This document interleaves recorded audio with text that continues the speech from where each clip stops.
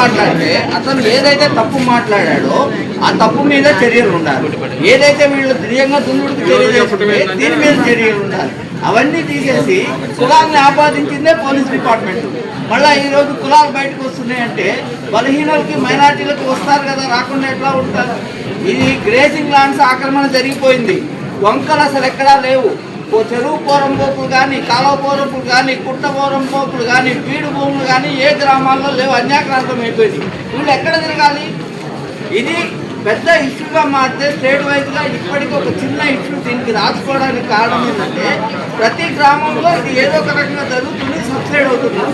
ఇప్పుడు కాకుండా అడ్మినిస్ట్రేషన్లో top leader అయిన మీరు దీని మీద దృష్టి సారించి ఈ గ్రామాల్లో కనుక దొంగలు, పోరంపోకులు, చెరువు పోరంపోకులు ఏవైతే వీడు భూములు తిరిగి కనుక మీరు ఇప్పించడానికి ప్రయత్నాలు కనుక చర్యలు తీసుకోకపోతే ఈ అసంతృప్తి చాలాగా మారే ఉంటుంది. దానివల్ల చాలా ఇబ్బంది అవుతుందని మీ దృష్టికి తీసుకొస్తున్నాం.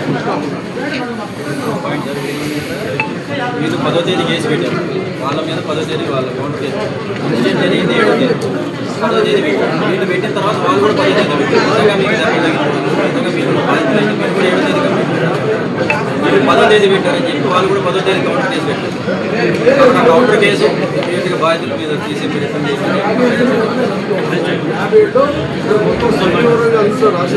సార్ వివరాలన్నీ మీ దగ్గరికి వచ్చి మీరేం చేయగలుగుతారో చెప్పండి సార్.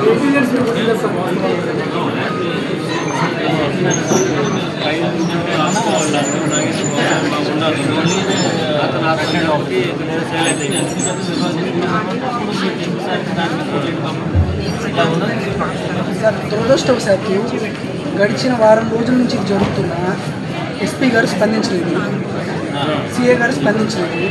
రాష్ట్రంలో ఉన్నటువంటి వివిధ ప్రాంతాల్లో అన్నింటిలో కూడా సోషల్ మీడియాలో సర్క్యులేట్ అవుతుంది. వాళ్ళ వీడియోలు కూడా మీకు చూపిస్తారు, వేరే పనులు వాళ్ళు చెప్పండి. కానీ ఎస్పీ గారికి తెలియకుండా ఉండదు తెలుసు, ఎస్పీ గారికి తెలియకుండా ఉండదు. కానీ జరుగుతుంది ఖచ్చితంగా. మొట్టమొదటి ఎవరైతే బాధితులు చూడండి సార్, చూడండి. ఎందుకంటే మీరు అంబేద్కరిస్ట్ అని మాకు తెలుసు కాబట్టి ఒకసారి చూడండి. కులం పేరుతో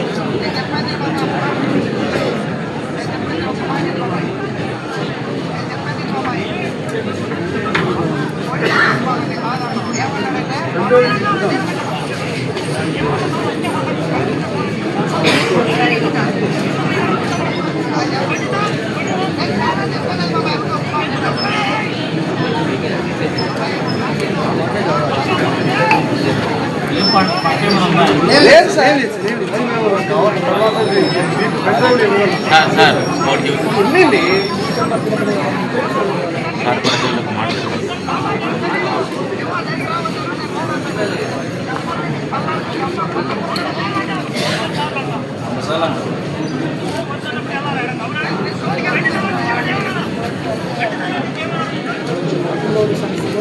ఈ రాష్ట్రంలో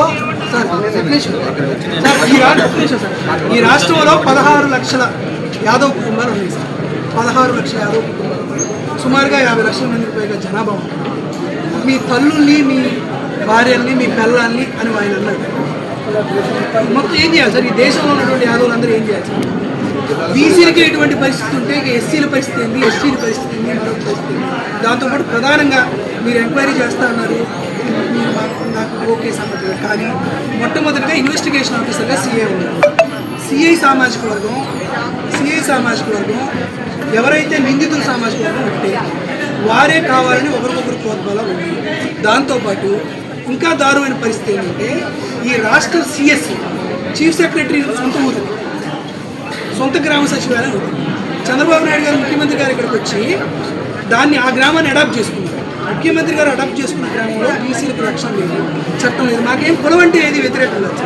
ఆ కులంలో ఉన్నటువంటి వాళ్ళు మొత్తానికి కులానికి సంబంధించి వృద్ధి ఇటువంటి కార్యక్రమాలు చేస్తున్నారు.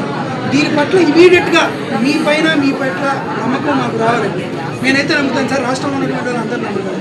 ఇమీడియట్గా సిఐ శేషగిరిరావు గారిని సస్పెండ్ చేసి ఇన్వెస్టిగేషన్ ఆఫీసర్గా కనీసం ఇన్వెస్టిగేషన్ ఆఫీసర్గా డిఎస్పీ స్థాయి వ్యక్తిని దాని ఇన్వెస్టిగేషన్ ఆఫీసర్గా పెట్టింది. దాంతోపాటు ఇప్పుడు సబ్ కలెక్టర్ గారును, ఆర్డీఓ గారును దీనిపైన ముందు ఆ గ్రామానికి పంపించారు. గ్రామంలో ఫ్యాక్ట్ ఫైండింగ్ కమిటీ రిపోర్ట్, గ్రామంలో ఎక్కడా కూడా యాదవులు కానీ, లేకపోతే ఎస్సీలు కానీ, ఎస్టీలు కానీ గ్రామాల్లో ఇప్పుడు గొర్రెలు కాసుకుని, గొర్రెలు అంటే కేవలం యాదవులు ఒక్కరే కాదు సార్, మిగతా కులాలు కూడా తీసుకుంటారు. వాళ్ళెవరూ కూడా గ్రామాల్లో లేనట్టు ఉన్నాయి. అన్నీ వారు పార్టీలో అధికారంలో ఉన్నారు కాబట్టి వారందరూ కూర్చొని ఒక తీర్మానం చేసి యాదవుల్ని ఎస్సీలని వెలివేసేటువంటి ఒక పెద్ద కార్యక్రమం జరుగుతుంది. ఎస్సీ వర్గీకరణ అంశం కూడా ఇదే గ్రామం నుండి మొదలైంది.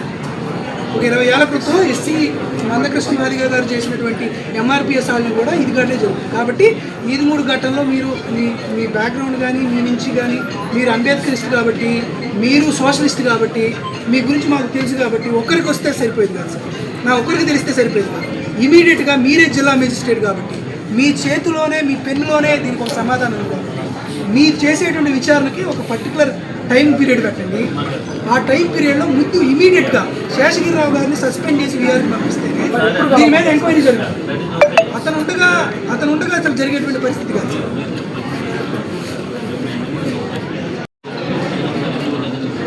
ఖచ్చితంగా వీళ్ళు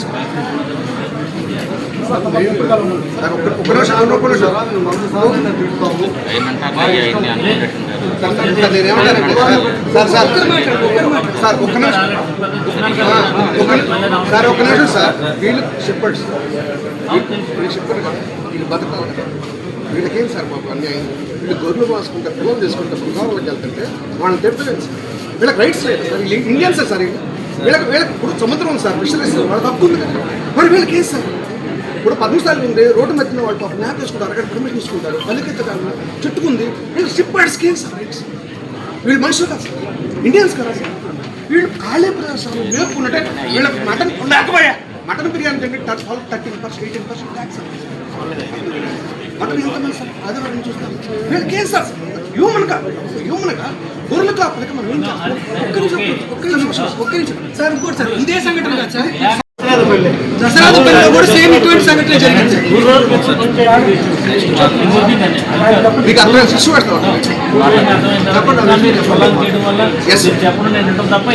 మీరే చెప్పండి సార్, మీరు ఒక టైం పీరియడ్ చెప్పండి.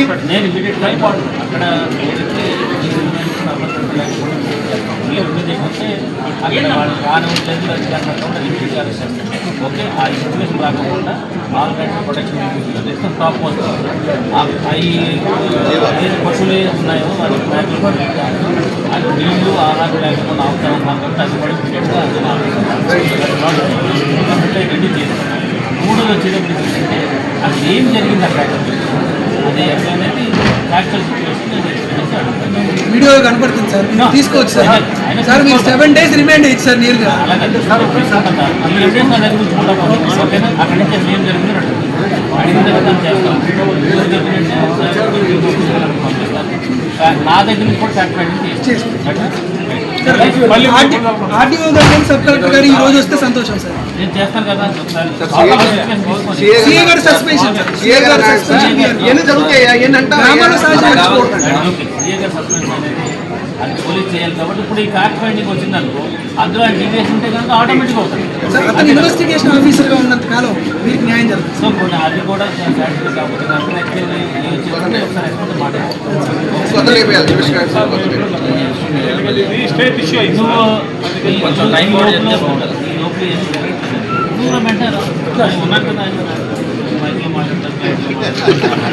సార్ 1 week మళ్ళీ ఇక్కడే ఉంటారు కాబట్టి 1 week లో వచ్చేస్తాం సార్. ఈ లోపల జరగబోతుంది. నెక్స్ట్ మండే నేను భార్య అండి, చేసుకున్నానండి. పశువు గంటల కంటే వాళ్ళ నాన్నగారు 609/3లో 70 యూనిట్ల నర్సింగ్. ఆ రోజు నుంచి ఏదైనా అనుభవంలో ఉంది. 2018లో ఆవిడ గారు చనిపోయారు, ఆయన సంతానం కూడా ఉండేది. దాని మీద ఆన్లైన్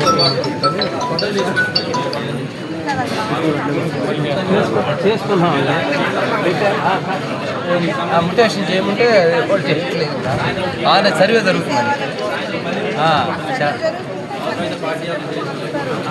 పెట్టామండి,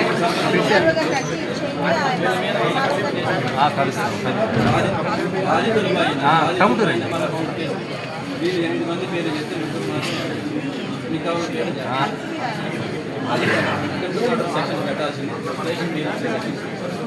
ఇలా మీరే సెక్షన్ పెట్టారు, అదే సెక్షన్ వాళ్ళ మీద సర్వీస్ ఓపెన్ కావట్లేదు. అది అయిన తర్వాత చేస్తాము అంటున్నారు. అదే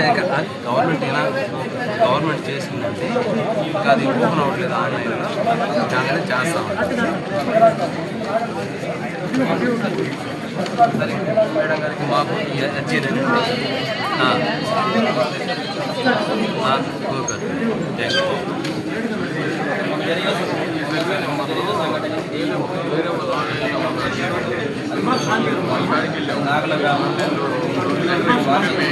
ఓకే సార్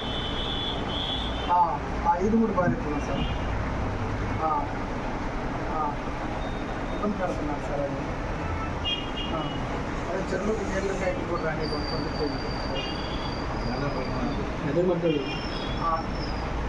నేలపల్లి గడ కూడా ఒప్పుకోలేదు సార్. డబ్బులు అయిపోయింది సార్. ఓకే సార్ మీరు వస్తాను. సరే సార్. ఎస్ఐ గారు సిఐ గారు కూడా ఫోన్ చేసి కాల్ చేస్తున్నారు సార్ అని చెప్పు. తప్పేముంది? సిఐ గారు వల్ల ఇది ఇబ్బంది పడుతుంది సార్. సరే సార్.